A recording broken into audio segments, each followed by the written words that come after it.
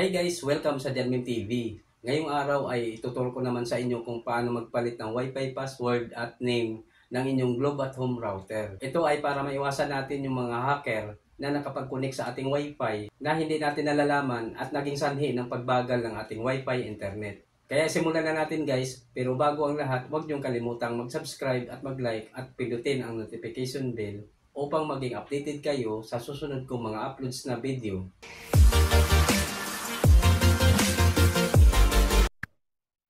So bago tayo magsimula, kailangan nakakunik na kayo sa inyong Wi-Fi router. At kung connected na kayo, ang unang gagawin natin ay mag-open ng internet browser. Kahit anong internet browser ay pwede niyong gamitin. So itap lang natin itong Chrome.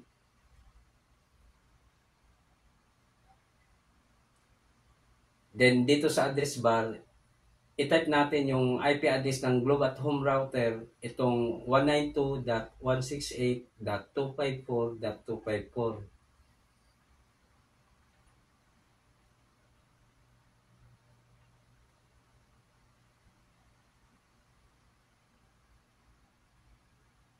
Then itap natin itong Go. So ayan guys, ito na yung kanyang device info. At dito nyo makikita ang mga details tungkol sa ating router. Then para makapag-login tayo, itap lang natin itong setup.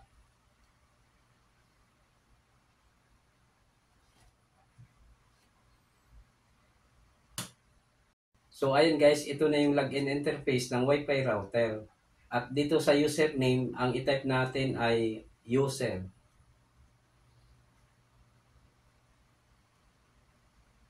At sa password naman ay tattoo at home.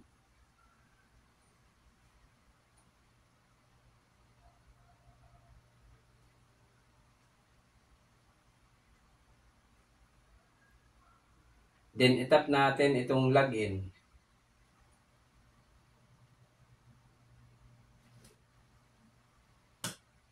So ito na yung dashboard ng Globe at Home router.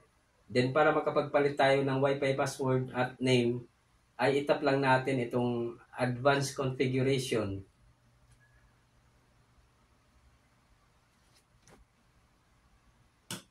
Then tap WLAN.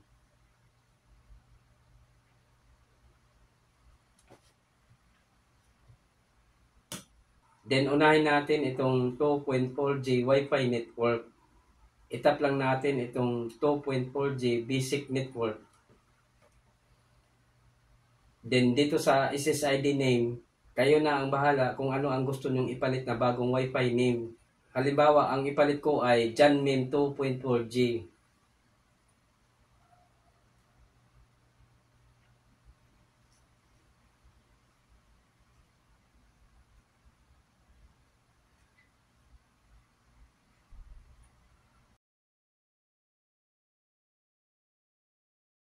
Then dito naman sa password, kayo na rin ang bahala kung ano ang gusto nyong ipalit na bagong Wi-Fi password. Basta ito ay nasa 8 hanggang 63 characters at kailangan meron siyang kasamang capital letters, small letters, special character at number. Dahil kung wala ang mga ito ay mag-e-error po siya at hindi tatanggapin ang nais nyong ipalit na Wi-Fi password. So halimbawa ang ipalit ko ay janmim_tv at 2023.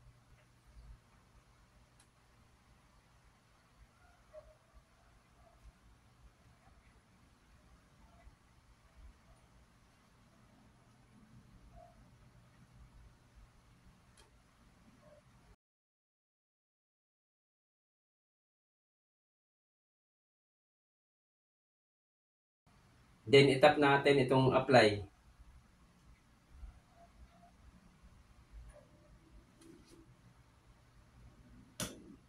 Pagkatapos niyan ay madidisconnect tayo sa Wi-Fi router dahil napalitan na yung kanyang Wi-Fi password. I-reconnect na lang natin siya ulit gamit ang kanyang bagong Wi-Fi password. So ayun guys, napalitan na yung kanyang 2.4G Wi-Fi network. At makikita natin dito yung kanyang bagong Wi-Fi name, itong Janmim 2.4G. Itap lang natin yan para makapag-reconnect tayo sa Wi-Fi router.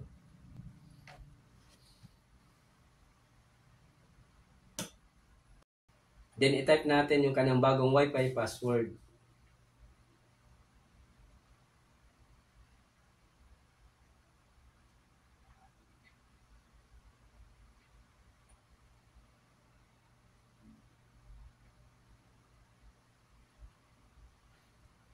Then tap connect.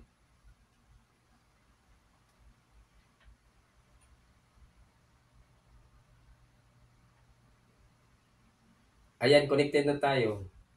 Then mag-login ulit tayo sa Wi-Fi router para mapalitan natin ng Wi-Fi password yung 5G Wi-Fi network. So dito sa username, ang i-type natin ay user.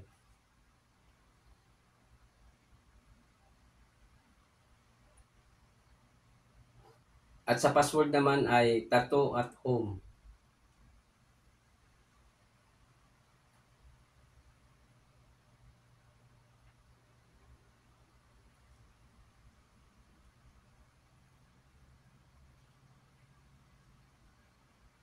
Then tap login.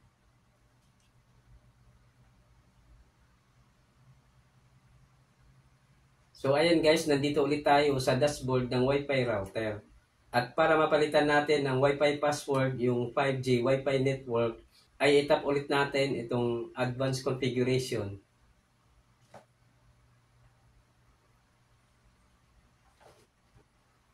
Then itap natin itong WLAN.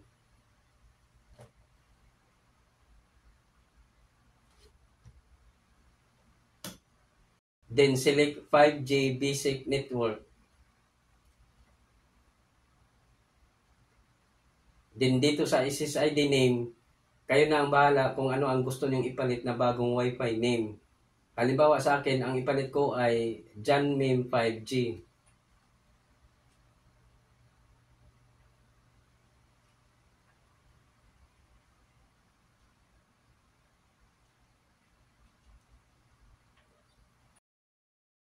Then dito naman sa password, kayo na rin ang bahala kung ano ang gusto nyong ipalit na bagong Wi-Fi password. Basta ito ay nasa 8 hanggang 63 characters at kailangan meron siyang kasamang capital letters, small letters, special character at number. Halimbawa, ang ipalit ko ay janmem_tv at 2023.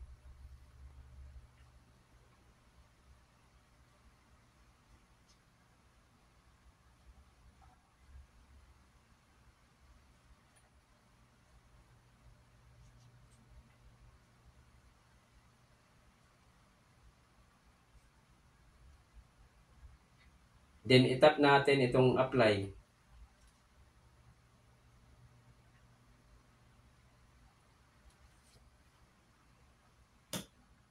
Then palitan na rin natin yung kanyang login password. Dahil marami nang nakakaalam nito at pwede nilang ma-access yung ating router at malalaman yung ating Wi-Fi password. So itap natin itong system management.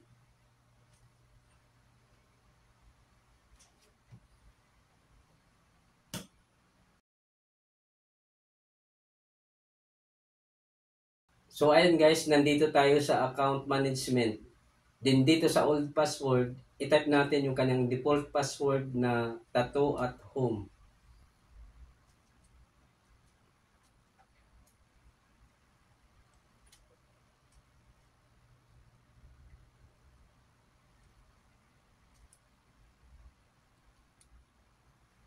Then dito sa new password, kayo na ang bahala kung ano ang gusto niyong ipalit na bagong login password.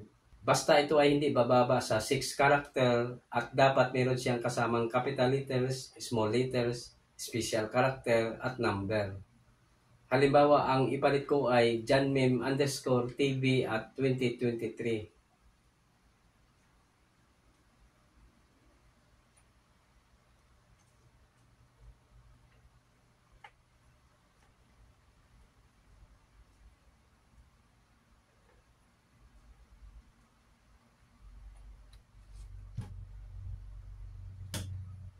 Then, i-retype lang natin dito sa baba para ma-confirm.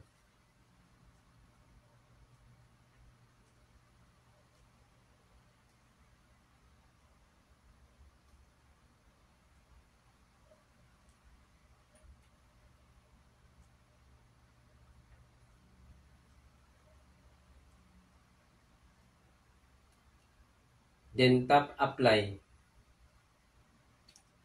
Ayan guys, napalitan na natin ng bagong login password. I-tap lang natin okay.